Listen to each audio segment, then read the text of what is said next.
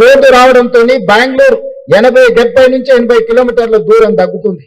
ఇదే కాదు, ఈరోజు భారత ప్రధానమంత్రి కేంద్ర ప్రభుత్వం ఈ దేశంలో 7 స్పీడ్ ట్రైన్లను ఇస్తే, వేరే భాషలో బుల్లెట్ ట్రైన్ అంటారు కదా, వాటిని ఇస్తే 3 ట్రైన్లు మన రాష్ట్రానికి వచ్చినాయి. ఈరోజు Bengaluru to Hyderabad bullet train తొందరలో మనం చూడబోతున్నాం. ఇది కళ నిజం కాబోతుంది. ఈరోజు శంషాబాద్ నుంచి పూణే ముంబై ఈరోజు బుల్లెట్ ట్రైన్ రాబోతుంది. ఇవాళ శంషాబాద్ నుంచి మనకు అమరావతి నుంచి చెన్నై ఈరోజు బుల్లెట్ ట్రైన్ రాబోతుంది. చెన్నై పోవాలన్నా వయా అమరావతి విత్-ఇన్ అవర్స్ లో మనం ట్రైన్ లో పోవచ్చు. ఈరోజు శంషాబాద్ నుంచి బెంగళూరు పోవాలన్నా ఈరోజు బుల్లెట్ ట్రైన్ ఉంది. ఈరోజు శంషాబాద్ నుంచి పూణే వయా ముంబై పోవాలన్నా తొందరలోనే రాబోతుంది. అందుకే శంషాబాద్ లో ఈ రోజు మనం బుల్లెట్ ట్రైన్ హబ్ కోసం ల్యాండ్ కేటాయించబోతున్నాం. నగరం నుంచి మెట్రో రైలు అక్కడికి తీసుకురాబోతున్నాం. అక్కడనే ఒక పెద్ద బస్ టెర్మినల్, వివిధ జిల్లాల నుంచి వివిధ రాష్ట్రాల నుంచి బస్సుల్లో ప్రయాణించే వాళ్ళు అక్కడికి వచ్చేస్తే కావలసిన వాళ్ళు వెళ్లాల్సుకున్న బుల్లెట్ ట్రైన్ హబ్ లో వాళ్ళు అక్కడనే డైరెక్ట్ జాయిన్ కావచ్చు.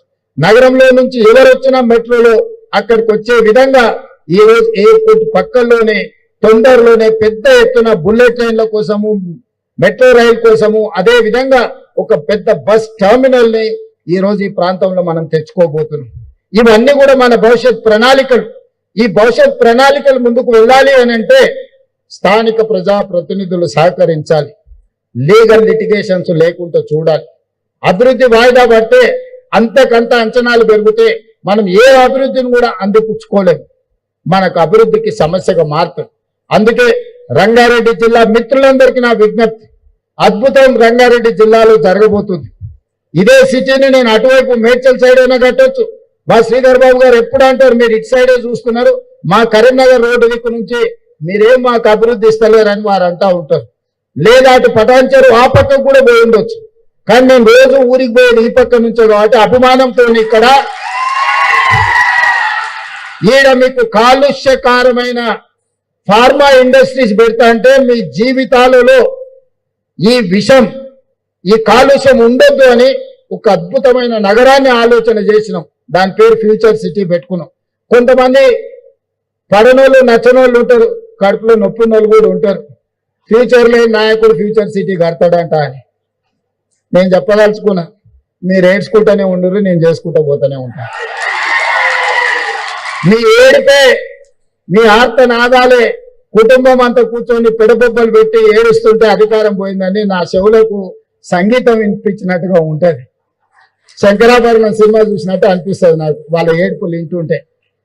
ఎందుకంటే వాళ్ళు దుఃఖం, బాధ, మేము దోసుకుందాం అనుకున్నాం, ఇంకా 10 ఏళ్ళు 20 ఏళ్ళు ఏలుకుందాం అనుకున్నాం, అర్ధాంతరంగా ఓ రైతు బిడ్డ వచ్చి గుంజుకొని పోయిండు అని వాళ్ళు ఏడుస్తారు. సహజంగా పోయినోనికి ఏడుపు ఉంటుంది, ఉండదా? రావణాసురుడు చచ్చిపోయినప్పుడు కూడా వాళ్ళు ఇంట్లో ఏడ్చుంటారు కదా. కానీ రాముడు మంచి కోసమే రావణాసురుడిని చంపిండు కదా. బకాసురుడైనా లేకపోతే కుంభకర్ణుడైనా వీళ్ళందరూ కూడా వీళ్ళు అసుర అంటే రాక్షసులు. అట్లాంటి వాళ్ళందరికీ కులగురువు శుక్రాచార్యుడు. ఆ శుక్రాచార్యుడు దేవతలు తపస్సు చేసినప్పుడు, లోక కళ్యాణం కోసం పూజలు చేసినప్పుడు ఆయనకి 2 శిష్యులు, మారీచుడు, సుబాహుడు అని 2 శిష్యులు ఉంటారు. వాళ్ళని పంపిస్తే వీళ్ళు యజ్ఞాలు యాగాలు చేస్తుంటే రక్తము మాంసం తీసుకొచ్చి ఆ యజ్ఞాల యాగాలలో వేసేటోళ్ళు. శుక్రాచార్యుడు దగ్గర కూర్చొని మారీచుడిని సుబాహుడిని ఊరి మీదకి వదిలేటోడు. ఇప్పుడు రాష్ట్రంలో కూడా అట్లనే నడుస్తున్నాయి. శుక్రాచార్యుడు ఫామ్ హౌస్లు ఉంటుండు, మారీచుడు సుబాహుడు మన చుట్టూతో తిరుగుతున్నాయి. అందుకే మిత్రులారా, రాష్ట్రాన్ని అభివృద్ధి చేసుకుంది. పనులు చేసే క్రమంలో 10 పనులు చేసినప్పుడు 1-2 తప్పులు దొరుకుతాయి. మనం ఇళ్లలో పెళ్లిళ్ళు చేస్తుంటాం, పత్రికలు ఇస్తాం, పక్కింటోళ్లకు ఆఖరికి ఇవ్వచ్చు అనుకుంటాం. కానీ ఊరంతా రాష్ట్రం అంతా ఇచ్చొచ్చే వరకల్లా పక్కింటోళ్ళని మర్చిపోతాం. వాళ్ళు అనుకుంటారు, చూడు పక్కింట్లో ఆ మధ్యలో వాళ్ళ కోడిని రాయితో కొట్టినందుకు నాకు కార్డు ఇవ్వలేదు అనుకుంటారు. అవునా? వీళ్ళ కుక్క అరిచినందుకు, తిట్టినందుకో, వాళ్ళ కోడి పిల్లని రాయితో కొట్టినందుకో మాకు పెళ్లి పత్రిక ఇవ్వలేదు అనుకుంటారు. మనకు అట్లాంటి ఉద్దేశం ఏమి ఉండదు. పక్కింటోళ్ళు కదా ఎప్పుడైనా ఇవ్వచ్చు అనుకుంటాం. దాంతో కొన్ని అపోహల అనుమానాలు ఉంటాయి.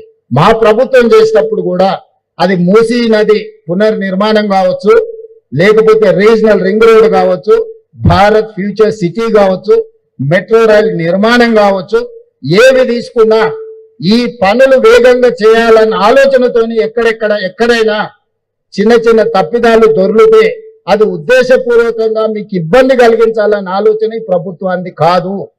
అనుకోకుండా ఏదైనా జరిగినా ఎంబడే వెనక్కి తిరిగి సర్దిద్దడానికి నేనున్నా. మీకు ఏదైనా సమస్య వచ్చి నిలబడి పరిష్కరించడానికి నేనున్నా. నమ్మకం పెట్టుకొని ముందుకు నడవండి. ఆ నమ్మకమే మనల్ని అభివృద్ధి పదం వైపు నడిపిస్తుంది.